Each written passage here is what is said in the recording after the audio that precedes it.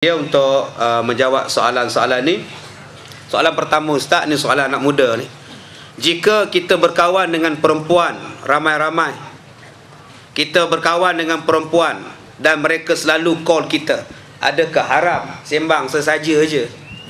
Relax bro. Baik, soalan pertama sama-sama soalan macam ni. Kalau tak silap ni sekali yang ke 33,000. Kita bercakap dengan orang perempuan dalam telefon, kerana kita ramai kenal di sekolah, kenal di pejabat dan sebagainya. Dalam telefon, jawabnya apa yang kita harus berbuat di luar, maka harus kita berbuat dalam telefon. Apa yang harus kita berbuat dalam telefon, maka harus kita tulis SMS. Sebab fitnah yang paling besar ialah berhadapan dengan mukhatab, berhadapan. Cakap dengan telefon, fitnah dia kurang.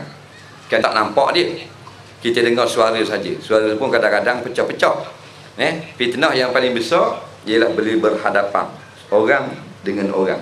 Jadi kalau orang dengan orang diharukan pada syarak, maka dalam telefon pun diharukan pada syarak. Tapi kalau dalam SMS sekalipun dengan tulisan, muka dia tak nampak, suara tak dengar. Tapi kalau tak ikut peraturan syarak, jadi haram. Kalau tidak haram pun membazir. Nampak? Dengan sebab couple ni, keuntungan saja dapat kepada syarikat-syarikat telefon 1,5 juta satu malam. Tokek dia tidur, duit dia masuk 1,5 juta. Kita duduk couple ni, tu couple ringan, bukan hak berat. Hak reload RM5 satu malam. Pak penyakit berat ni SMS. Habis kuat, dia tanya, yang buat apa tu? Hak perempuan pula jawab, suka orang lah. 20% untung syarikat telefon, betul tak? Tu baru satu pasang. Dan kalau daripada Perlis sampai Sarawak, berapa puluh ribu pasangan ada. Betul lah, duduk saja. Tapi I nak tahu buat apa. Suka orang lah, 4%. Duduk kat luar ke kat dalam? Kat dalam 6%. Kat dalam tu kat mana? Atas kursi, atas lantai, atas punggung orang lah. 8% ini belum tidur lagi. Ini benda-benda lagu ni akhirnya tu baru makro, baru lara, akhirnya takut jadi. Jadi syaddul dhara'i, dan hadkan perbuatan itu benda yang mustahak saja. Wallahu a'lam. Soalan kedua Ustaz, adakah batal solat menelan air mata yang mengalir dalam mulut? Kata ulama fiqh, bila air mata itu masuk daripada dalam, dia menangis ikut dalam, pelik je. Tapi biarlah masalah tu, dia tak keluar, dia ikut dalam, masuk dalam mulut, telan, maka dia tidak dikira air mata.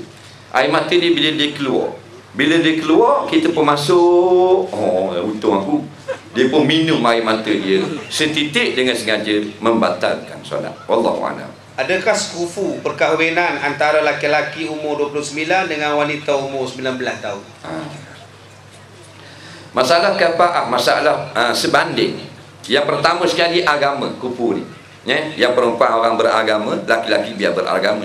Yang keduanya adalah keturunan. Yang ketiganya seperti apa benda ni, kecantikan, para rupa dan sebagainya. Umur tidak masuk dalam kufu, melainkan pada setengah ulama fiqh saja. Sebab tu kita tengok, kahwin awal 60, kahwin umur 40, umur 45 kahwin dengan umur 25, syaratnya bahagia sudah. Cuma ulama memakruhkan kalau tua sangat, tidak haram tua sangat. Orang lelaki umur 25, orang puan 165. Jadi makruh. Wallahu a'lam. Orang tanya Ustaz, dah tua-tua nak buat apa kahwin Ustaz? Dia jawab, biar dia buat kahwin, tahu dia mau nak buat apa. Baik, nak tanya Ustaz, jika menggunakan mazhab lain dalam solat dengan saja-saja, boleh ke tak? Baik, dia banyak juga orang budak-budak ditanya lagu ni. Kita mazhab Syafi'i contoh, tapi hari ni nak semayang asal, kita nak semayang mazhab Hanbali. Jawabnya boleh, tak ada masalah. Mazhab ni Quran hadis, mereka bersumberkan Quran hadis, tak dengan ijtihad masing-masing. Yang tak bolehnya tatabu' rukhas, kita sengaja berpindah-pindah untuk bermain-main, bersuka-suka atau cari yang mana lebih mudah. Kita nak bermudah pada agama, maka hukumnya diharamkan pada syarak pada jumhur ulama. Adapun kita saja kita nak melakukan amalan sekali dalam mazhab Hanbali, syaratnya kita faqih dalam masalah itu, kita tahu mana tempat istinbat, mana hadisnya, maka diharuskan pada syarak. Wallahu a'lam. Apakah hukumnya sesetengah pendakwah yang mengatakan serban dan jubah bukanlah sunnah kerana hanya ada orang Arab? Komen Ustaz. Baik, ini pula benda yang selalu kita dengar, benda yang memang sunnah tiba-tiba tidak dikatakan sunnah. Dalil mereka dia kata serban tidak sunnah kerana Nabi lahir itu orang pakai serban dah, bukan sunnah. Jawabnya, ulama jawab, Nabi suka berserban, Nabi suka dengan berkopiah. Almarhum Syekh Hasanin Muhammad Makhluf bekas mufti besar negeri Mesir, dia sebut dalam kitab dia apa benda ni, Fatwa Syar'iyah.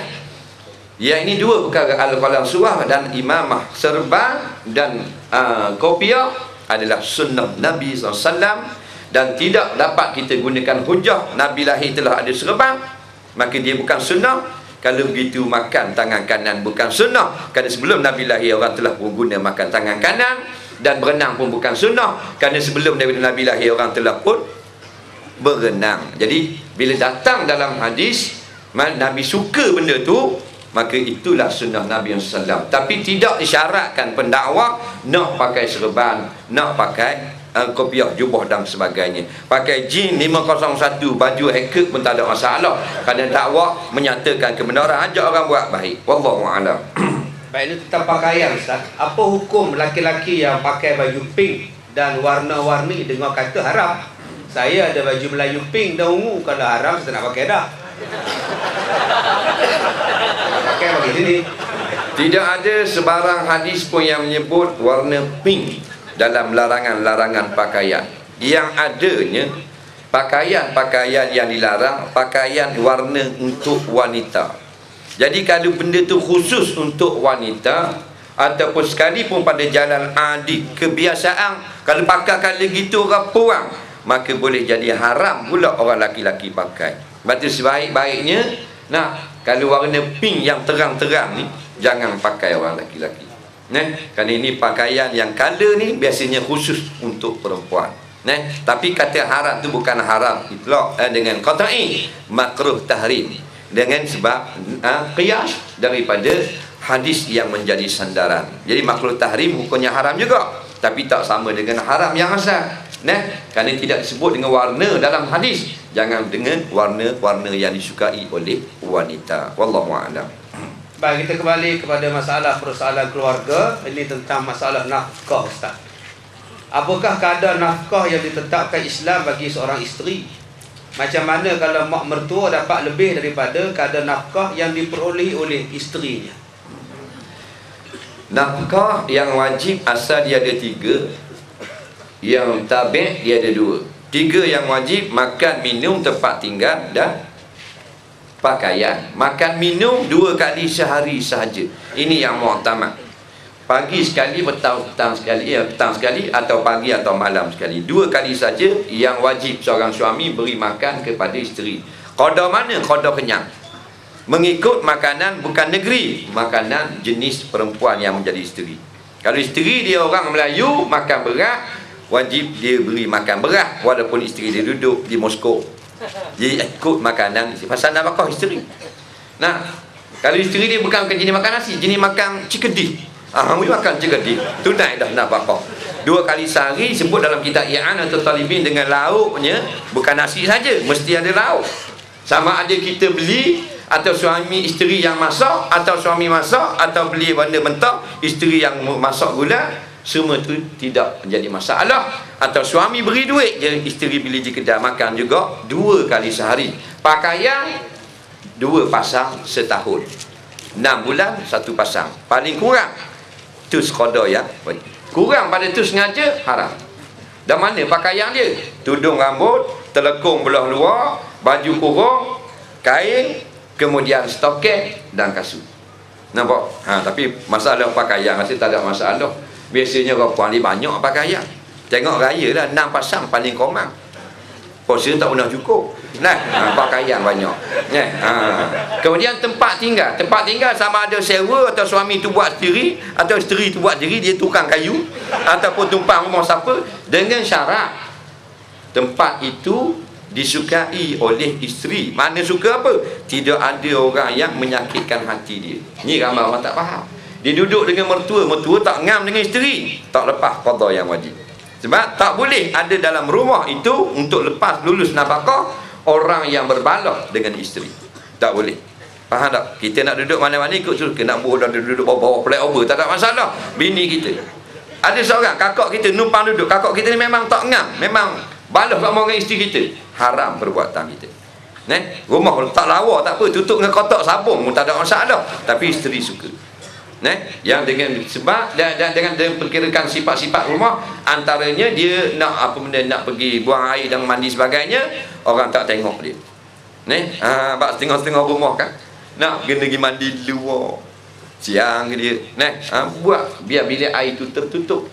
Ni kadang-kadang mandi luar telaga tu tak tutup. Pakai kembang gantung duduk sabun pula posmen mari lari. Ni kat mana rumah 8803? Bini kita duduk sabun lepek.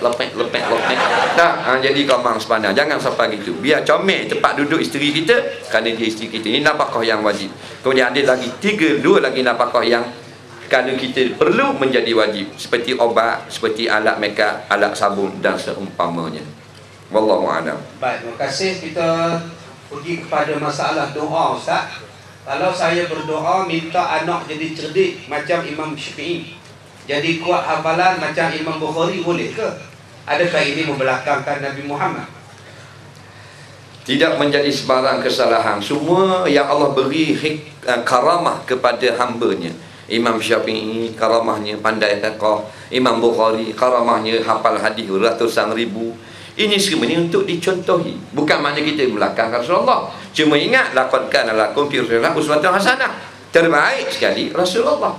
Nampak? Terbaik Rasulullah. Tapi Rasulullah dia bukan engineer. Adakah salah kita nak anak kita belajar supaya jadi seperti seorang engineer, seperti orang ni? Tak ada salah. Jangan benda ni jadi kolot. Nampak? Ada kata tak baik tu, siapa nak jadi Imam Syafi'i, patut jadi macam Rasulullah. Tak. Ulama tak larang pun macam tu. Yang orang larang, jangan ambil orang kafir sebagai idola. Orang kafir ni dia musuh Allah. Dia bakal duduk neraka Allah. Jangan jadikan idola. Nah, kita nak puji, buatan dia baik. Boleh. Pandai orang kafir ni, pasang barang cukup pandai dia ni, tu boleh. Tapi jangan batang tubuh dia menjadi idola. Adapun batang tubuh maknanya orang-orang yang dicintai oleh Allah, macam Imam Bukhari, Imam Syafi'i, 1200 tahun telah menghilang, meninggalkan kita, namanya masih duduk pada bibir-bibir kita, maka tidak salah sedikit pun. Molek dah doa tu, biar jadi macam ni, berani macam Salahuddin Al-Ayyubi, nak kuat menghafal macam Imam Muslim dan seumpamanya. Silakan, tidak ada larangan di sisi ulama. Wallahu a'lam. Tuan-tuan yang dirahmati Allah, insya-Allah pada penutup ceramah kita bersama pada malam ini, kita akan minta kepada Ustaz membacakan doa.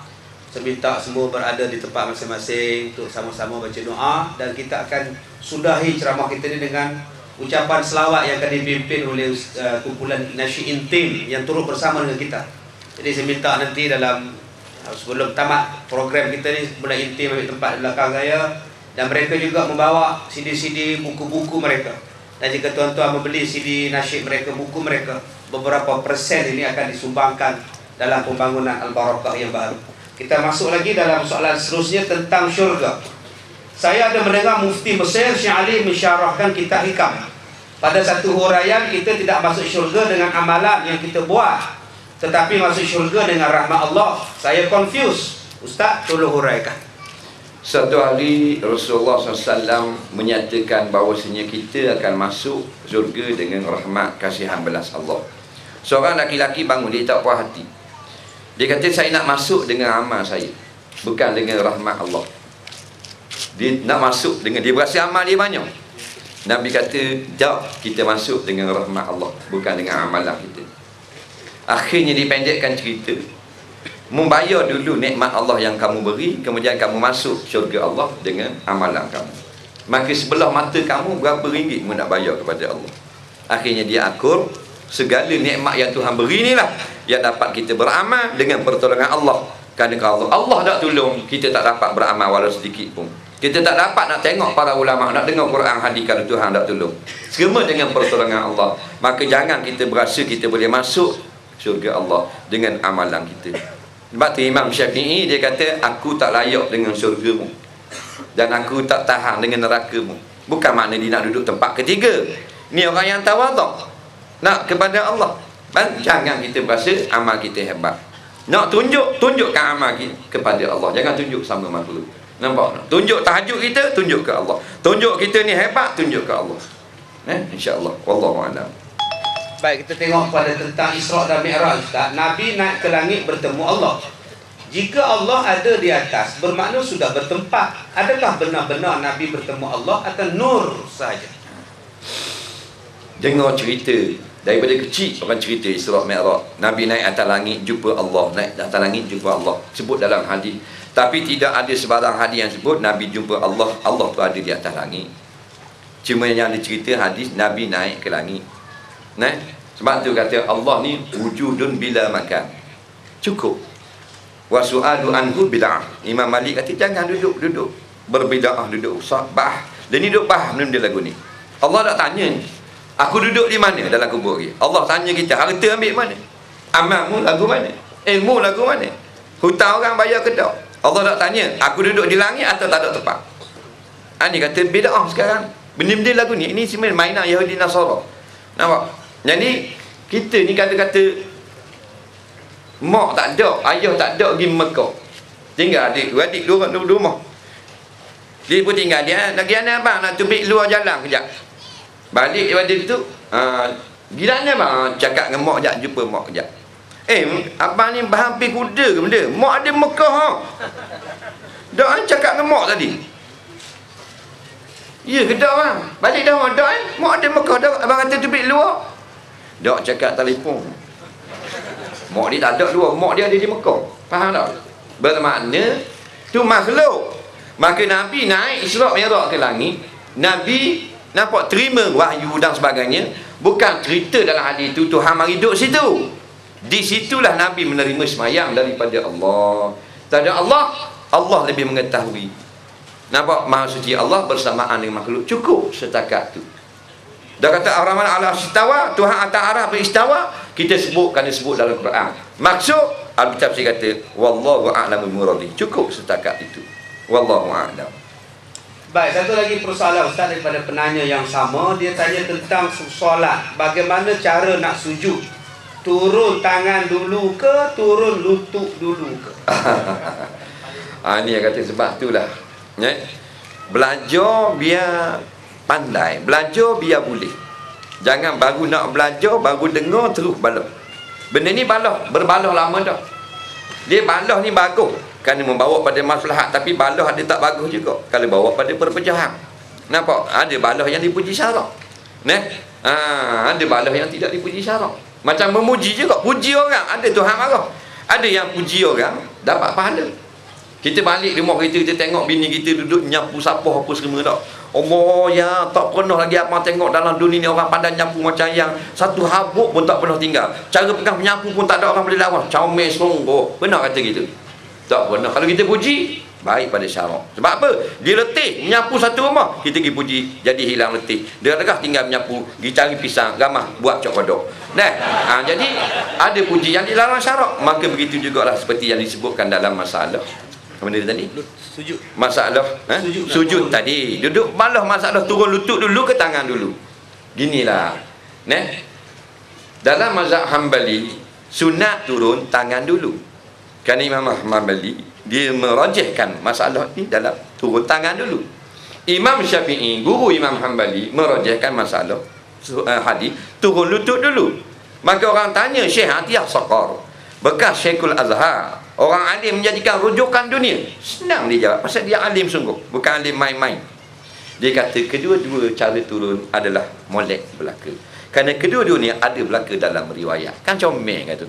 Nak turun lutut dulu boleh, nak turun tangan dulu boleh. Betul tak? Lepas tu saya kata kalau balah bodoh. Ustaz bodoh.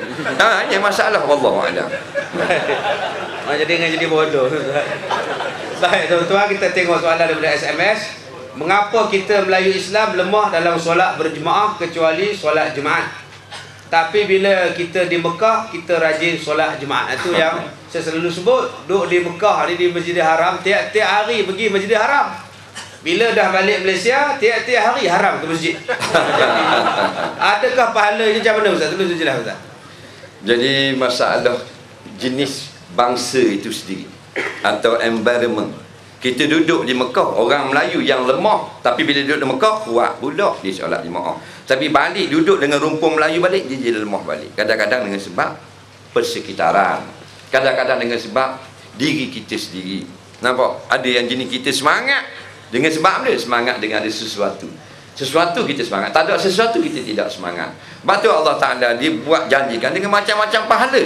Ni pahala, ni pahala, ni pahala, ni pahala. Pasal jenis manusia Tuhan buat, dia nak janji. Ni dapat gaji, ni dapat duit, ni dapat rumah, ni dapat tanah. Baru kita semangat.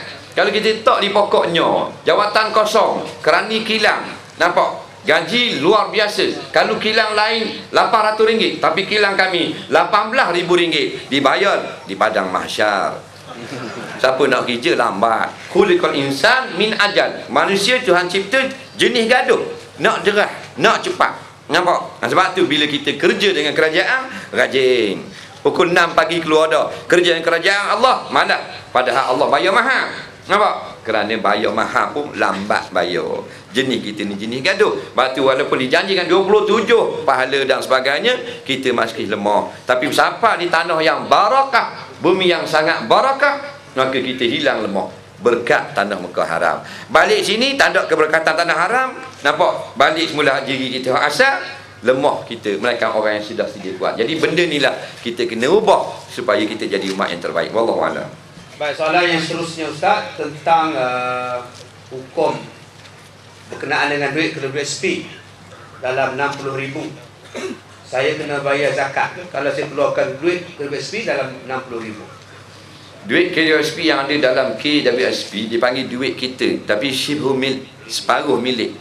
Nama orang bukan nama kita, tapi nak belanja tak boleh. Nampak? Separuh milik kita.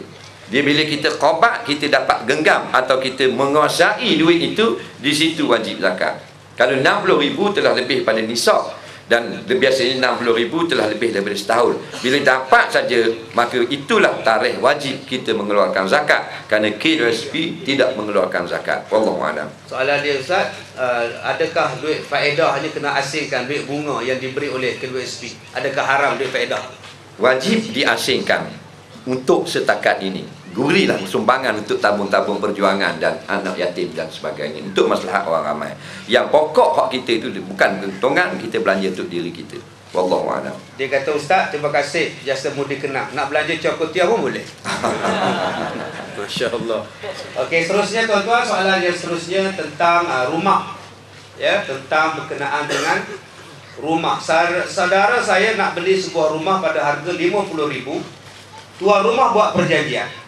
Kalau dalam masa 3 bulan selepas beli, saudara saya tak masuk rumah tu, rumah akan diambil balik oleh tuan rumah tadi, dan duit 50,000 tadi tak dipulangkan. Apa hukum jual beli? Hukumnya jelas haram. Kita boleh meletakkan wang cagaran untuk mengelakkan kerugian sekadar orang yang menolak perjanjian. Jadi kalau 3 bulan, biasanya orang kita akan rugi berapa ribu tuan rumah. Kalau orang lain duduk, kita tak duduk.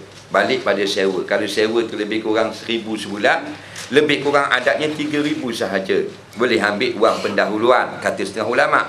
Ini 50,000 dalam masa 3 bulan. Siapa nak sewa 50,000? Hukumnya haram pada syarak, berlaku zalim kepada orang yang tak jadi beli. Boleh dikenakan supaya orang tidak buat main, tapi dengan harga yang berpatutan. Lagu mana patutan? Kadang-kadang orang duduk sewa berapa lebih kurang. Kalau sewa 1,000 sebulan, lebih kurang 3 bulan 3,000 saja. Boleh jadi hangus. Itu pun setengah ulama kata tetap haram, masih tinggi juga. Wallahu a'lam. Baik, soalan seterusnya tentang zikir Ustaz. Ada setengah orang mengatakan bahawa kalau nak berzikir, tak boleh ambil ayat daripada salah satu ayat Quran. Contohnya, jika kita ambil ayat 8 surah Ali Imran atau mana-mana surah, betul ke tak boleh dijadikan zikir? Dan kena ambil semua ayat Quran, dibaca semua, tak boleh dipecah-pecahkan Quran tu. Al-Imam Nawawi rahimahullahu ta'ala mengatakan, boleh kita berzikir, berdoa daripada potongan ayat Quran. Yang tak bolehnya, kita potong ayat Quran dan kita tambah perkataan kita, dan kita bangsakan yang kita tambah dengan ayat Quran itu sebagai ayat Quran. Situ mesti dijaga. Adapun kita ambil petikan daripada ayat Quran untuk kita amalkan sebagai zikir, dan petikan itu tidak merosakkan makna ayat, maka hukumnya masih harus. Tidak ada ulama yang mengatakan haram, melainkan kita potong hingga lari makna ayat atau rosak makna ayat, atau kita tambah perkataan manusia masuk dalam Quran, kita gaul dan kita namakan sebagai Quran. Wallahu a'lam. Apabila seseorang kafir itu memeluk agama Islam, patutkah berbin atau berbinti Abdullah, atau terus kekal dengan nama bapa dia yang asal? Baik. Tidak ada seorang ulama pun atau dalam hadis yang mengatakan bila orang Islam masuk, orang kafir masuk Islam, kena buang nama asal. Tak usah kata nama bin, nama asal pun tak wajib buang. Boleh pakai. Yang kata wajib buang ini bila nama asalnya makna syirik, atau bin tu makna yang syirik. Nampak? Contohnya maknanya dalam bahasa Hindu katakan, artinya Tuhan Ramayana, nama tu tak boleh pakai kerana itu syirik, kena buang. Tapi kalau maknanya baik, umpamanya bunga melati, bunga melati tak haram pada syarak, tak haram, cuma dalam Hindunya bunyi kalau dia tak ada masalah tu. Tak ada masalah, cuma sunat dengan nama yang segera dikenal dengan nama Islam, bukan wajib. Betul bila bin bapak kafir lagi, anak Islam dah, tengok nama bapak tu benda. Nama bapak tu benda. Orang kafir Kristian ke apa, namanya makna minum arak, tak boleh kata. Kena tukar nama lain. Tak, nama bapak yang kafir tu lagi namanya nama kafir, tapi makna tidak apa ni, tidak kotor, tidak syirik, tidak jijik, maka tidak wajib. Cuma sunat kita menggunakan nama-nama yang baik. Wallahu a'lam. Ini soalan ni agak sensitif sikit Ustaz. Dengar dah ya. Relax, tenang angkat ya. Ustaz Azhar ya, bukan saya. Saya berjimak dengan isteri saya pukul 4 petang. Jadi saya dah mandi dan bersih. Ketika saya solat asar berjemaah, ada rasa lebihan mani itu lagi. Sah tak solat saya itu? Yang ini membanyak dalam Facebook, banyak soalan ni. Lepas pada solat asar keluar mani lagi. Boleh tahan orang manjut.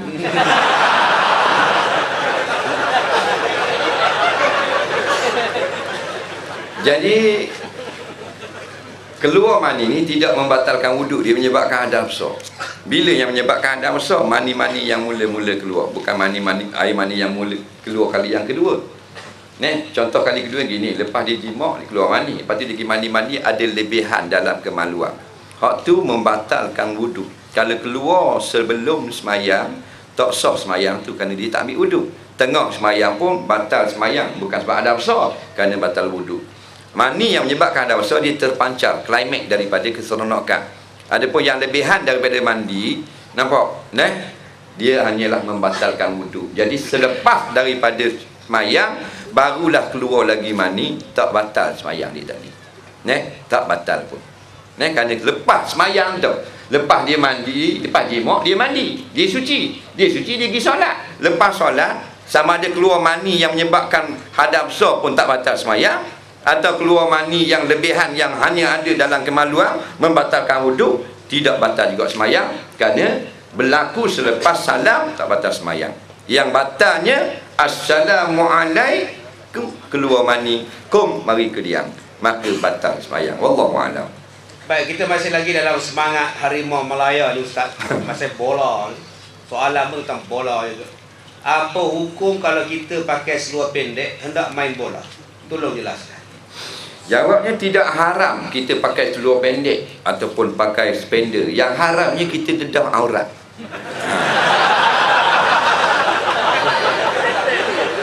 Pakai spender macam Superman, spender belah luar, dalam seluar panjang, jadi tak haram. Jadi faham, awak dedah aurat tak? Walaupun awak pakai jubah, pakai serban, tapi punggung buat lubang, haram. Jadi bila pakai seluar pendek tu nampak aurat tak? Kalau nampak aurat haram. Wallahu a'lam. Pakcik-pakcik boleh pakai skirt lepas ni. Baik tuan-tuan, ini tentang dua marhalah ni Ustaz, tentang jamak. Dia tanya, apakah dalil mengatakan dua marhalah ni bersamaan dengan 90 km? 90 km pada zaman Rasulullah, mana ada kira-kira 90 km? Baik. Dalam hadis hanya sebut dengan marhalah, dua marhalah perjalanan. Jadi ulama-ulama sekarang dia orang ukur, dengan berjalan kaki dengan tarik tali inci. Berjalan yang macam Rasulullah 2 hari 2 malam berjalan, berapa jauh boleh pergi. Sebab tu dalam hadis tak ada sebut kilometer, tak ada sebut dengan batu. Nah, ulama-ulama moden kitab baru sebut dengan batu dan kilometer. Kalau kita Arab 48 mil. Tapi mil tu mil Arab. Ada ustaz dia disalah mengajar, dia kata 48 batu. Padahal kita Arab, batu Arab ni batu Baghdad, batu Saddam Hussein lain. Kita batu Melayu 56. Nampak? Jadi bila diukur, berlakulah ukuran, keputusan ukuran yang berbeza. Yang paling sedikit 81 km ulama-ulama moden. Ya, yang paling ramai 89,889 km, termasuk Dr. Wahbah Zuhaili ukur. Jadi biasa kita mengajar lebih kurang 90 km, bukan dengan qata'i, tapi dengan ijtihad, dengan qiyas daripada ulama. Wallahu a'lam. Baik Ustaz, ni soalan dia hangat sikit Ustaz ni. Cuaca makin sejuk, soalan hangat. Apa hukumnya orang alim mengajar agama di tempat pemimpin yang soleh?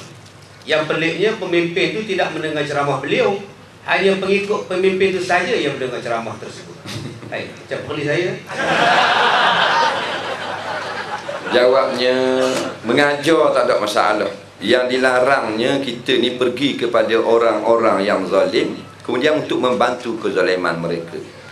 Dalilnya dalam satu hadis, Nabi kata, sayakuna ba'di, lepas pada zaman aku, dia kata ada orang, ya, umara yang zalimun. Mereka ini melakukan kezaliman, wa yakzibun, dan menipu rakyat. Faman dakhala alaihim, siapa yang pergi kepada pemerintah yang zalim, wa aana ala zulmihim, tolong kezaliman mereka, fasaddaqa bikazibihim, dan membetulkan atau mengiyakan pembohongan pemimpin zalim, falaisa minni walastu minhu, dia bukan umat aku. Jadi kalau kita pergi bukan untuk membenarkan mereka, tapi untuk menasihat mereka, untuk tazkirah, samalah kita seperti yang dibenarkan kepada Nabi Musa dan Nabi Harun alaihi wassalam. Nampak? Izhaba ila fir'aun fa innahu tagha. Pergi kamu wahai Musa dan Harun, dua orang rasul, pergi dakwah, pergi tazkirah Fir'aun, fa innahu tagha. Dia ni zalim, dia ni melampau batas. Jadi jangan pergi untuk ambil dunia daripada mereka, pergi untuk memberi pesan kepada mereka tentang akhirat. Kalau gitu, maka hukumnya harus wallahu a'lam. Baik tuan-tuan, ya, soalan kita semakin kita akan tamat pada jam 11 malam insya-Allah. Jika saya berselisih dengan seorang perempuan yang berpakaian ketat dan boleh menaikkan nafsu yang saya tidak kenali, bolehkah saya menyebut astaghfirullahalazim dengan suara yang sedikit kuat supaya perempuan itu mendengar, dan membalikkan muka saya dengan tujuan untuk menyedarkan perempuan itu tentang pakaian?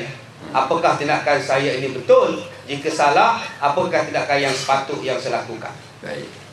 Jumpa dengan orang perempuan pakai ketat lah. Dia ni memang banyak pakai ketat. Dia umur 25, 22, pakai baju adik sekolah tadika. Dah ketat apa? Sampai habis nampak ni. Masalah ni habis terang ada, tengok dia dekat tadi dekat Ipoh pun ada juga, sama je. Sama lah kau ibu bapak sama bodoh duk biarkan nak begitu. Nyak kau tergantung je bodoh, perok bodoh juga. Jadi benda ni bahaya. Pasal ni siapa pada umur tertentu memang dia akan memberbahayakan kita. Tuhan buat kita, dia ada nafsu. Kita budak-budak tak ada masalah. Tengok masih budak-budak main kanak-kanak, main rumah pondok-pondok kan. Lepas main buku-buku nasi mok, main kahwin-kahwin pula. Puang umur 6 tahun, kita umur 7, main kahwin dah dulu, masuk dalam pondok dah buat benda pun klik-klik tu baik. Tapi kalau kita umur 21, awet 20, main tidur pondok-pondok dalam hotel, balik awal. Jadi dia pun tengok benda ni mungkar, dia kata astagfirullahalazim, tengok tak lain. Apa tujuan dia? Tujuan dia untuk menyedarkan. Sebab tu masuk dalam hadis man ra'a minkum munkara falyughayyir bi yadihi. Ubah kemungkaran dengan kuasa kalau ada. Tak ada. Tapi lisan ni dengan lisan macam-macam cara. Dengan sindir, dengan leret, haram make pakai gini haram, masuk neraka. Boleh. Nampak? Dengan sindir, comelnya kain skirt, beli gak selang ketuk saya. Cara sindir. Atau dengan memuji, comel lah awak pakai ni. Awak ni comel lah. Ni tapi pakai tudung lagi comel. Sebab ni rambut nampak tidak Islam, pakai tudung nampak Islam, lagi comel. Cara memuji. Jadi bila astagfirullahalazim, kadang-kadang perempuan yang tak tutup aurat dia berasa segang. Segangnya aku sampai aku tu kata astagfirullahalazim. Tak, sekurang-kurangnya boleh mengubah jiwanya. Jadi hukumnya diharuskan pada syarak. Wallahu a'lam. Ustaz, sikit tentang bab haji. Saya seorang wanita yang berhasrat untuk mengerjakan haji bagi pihak arwah anak lelaki saya. Persoalannya, adakah saya perlu mengikut tertib sebagai seorang lelaki? Contohnya semasa melontar di jamrah dan berlari-lari anak semasa mengerjakan sa'i. Hukumnya sama sahaja. Cuma sunat meraihkan akan tertib orang lelaki. Semasa saya bekerja, gaji saya tak tetap dan tak tentu pendapatan bulanan serta mempunyai tanggungan yang ramai. Apakah saya perlu membayar zakat daripada pendapatan saya? Masalah pendapatan tetap atau tidak bukan menjadi ukuran. Yang menjadi ukuran adalah pendapatan kita tu ataupun harta kita. Sebab tu kanak-kanak yang dalam buai baru umur setahun setengah wajib bayar zakat. Kalau kita faham. Kita orang Melayu dia dah faham. Bila kita ni budak-budak tak kena zakat. Dia lahir, ayah dia mati, dia dapat saka 100,000 masuk dalam bank. Cukup setahun 100,000 milik budak yang umur setahun wajib keluar zakat. Tapi budak tu tak wajib keluar. Takkan dia merangkak nak pergi di tabung haji apa semua. Jadi orang lain yang jaga dia. Jadi masalah pendapatan tak tetap tidak diajadikan ukuran. Cukup makan tak? Cukup belanja tak? Lebih daripada had. Masuk dalam istilah orang kaya ke tak? Sebab kadang-kadang ada orang pendapatan dia setahun 2 kali saja. Tak tetap. Sekali dapat berapa? Sekali dapat ada 600,000. Allah Rabbi, tak tetap apa pula gitu. Memang tak tetap. Kadang-kadang 3 bulan baru dapat sekali. Dah berapa dapat? 40,000. Kadang-kadang setahun baru dapat berapa? 6 juta. La ilaha illallah. Tak kira tetap tak tetap. Kira cukup makan. Mu sampai pada had orang kaya, mu kena zakat. Wallahu a'lam. Baik, tuan-tuan, ada satu lagi soalan. Dia kata dia jual tanah, sebidang tanah, dia jual sebidang tanah. Apakah saya perlu membayar zakat bagi jualan tanah tersebut? Pendapat yang muktamad dalam mazhab Syafi'i, bila kita ni bukan penjual tanah, tapi kita ada tanah, sampai masa kita perlu duit, kita jual. Walaupun dapat dengan harga yang melebih daripada nisab. Contoh 100,000 lebih daripada nisab, tidak wajib kita kena bayar zakat. Yang wajib zakat orang yang kerja dia penjual tanah. Jadi orang yang bukan penjual tanah tak kena zakat. Cicing kita ada sebetul, kita ada kereta atau pada rumah, sampai masa kita perlukan duit, jual rumah atau jual kereta 60,000 katakan, nak pakai duit, tak kena zakat. Yang kena zakat penjual kereta atas nama zakat perniagaan. Wallahu a'lam. Baik, tuan-tuan, kita ada soalan yang terakhir selepas ini. Jadi seperti mana yang saya katakan tadi, kita dengan akhlak kita datang belajar, dengan akhlak kita mendengar ceramah, dan dengan berakhlak juga kita meninggalkan majlis ini. Jadi sebelum kita menamatkan majlis ini, saya hubung balik, kita sama-sama akan baca doa. Mudah-mudahan memohon barakah daripada Allah, rahmat daripada Allah. Kita minta ustaz kita tolong bacakan dengan laungan amin yang bergema daripada tuan-tuan, biar bergegar maju ini dengan Fatihah yang kita baca nanti, insya-Allah, dengan beradab. Yang kedua, saya minta maaf pada tuan-tuan. Jadi kita bagi peluang pada tuan-tuan, jika nak ambil gambar kami berdua, sekarang boleh ambil. Sebab selepas ini, selepas habis saja Ustaz Azhar pun penat. 2 hari di sini banyak program dia. Selepas habis kuliah ini terus akan di bawah. Kita tidak membuka ruang untuk tuan-tuan bersalam-salaman pun, makan masa dia berjam-jam nanti. Jadi kalau tuan-tuan nak ambil gambar sekarang, boleh daripada sini boleh ambil gambar. Jadi yang mana di atas pentas ni boleh ambil gambar di sini, yang di bawah boleh ambil gambar daripada bawah.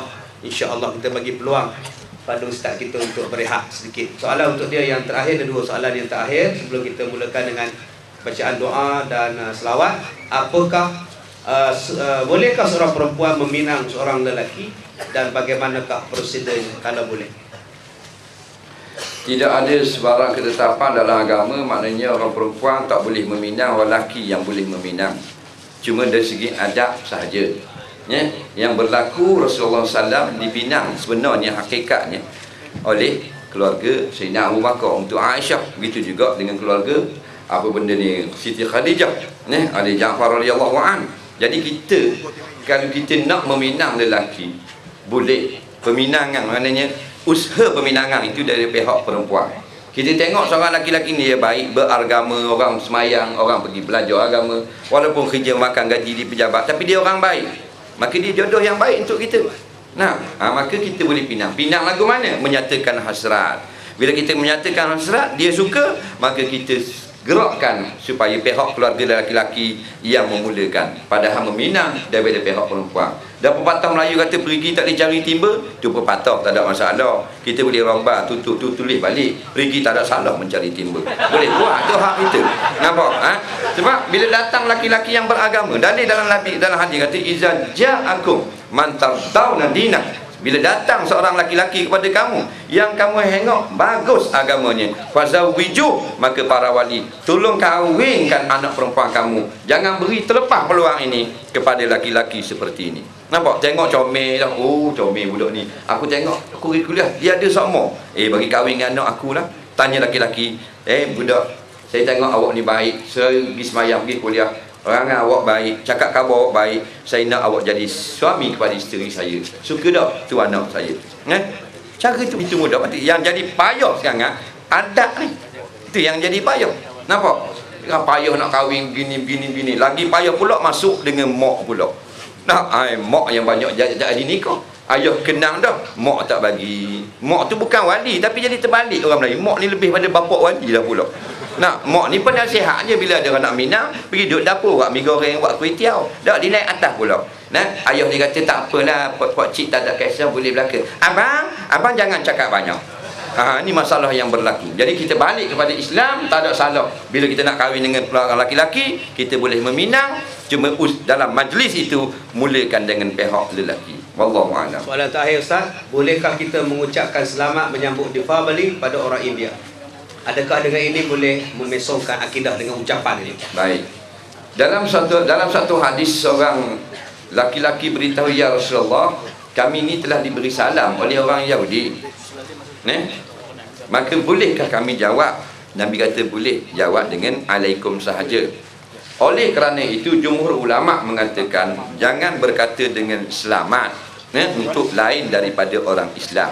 Ini jumhur ulama ni selalu saya jawab. Walaupun ada khilaf benda ni, tapi ni yang paling kuat. Walaupun ada hadis Abu Hurairah mengatakan boleh, tapi hanya Rasulullah sendiri boleh mengatakan tak boleh. Maka kalau orang nak kata Deepavali, jangan kata selamat, kata benda lain. Nampak? Happy Deepavali. Teruskan berhari raya, tahniah dengan Deepavali. Ini yang lebih baik supaya kita keluar daripada khilaf. Al-khuruju minal khilaf mustahab. Tapi kalau kita kata bukan rosak akidah. Rosak akidah ni kita terima cara mereka menyembah berhala. Tu lain. Kata-kata yang kata haram tadi, kata selamat, Deepavali dan sebagainya bukan masalah akidah. Haram berkata sahaja, bukan haram masalah akidah. Masalah akidah ni lain. Kita tengok comel juga buat berhala gini, atau betul juga cara menyembah berhala begini, hak tu jadi rosak akidah. Ke betul juga Tok Bekong dia, hak tu yang merosakkan akidah. Wallahu a'lam. Baik tuan-tuan, berakhirlah sudah sesi ceramah bersama kami berdua, dan kita tutup dengan bacaan doa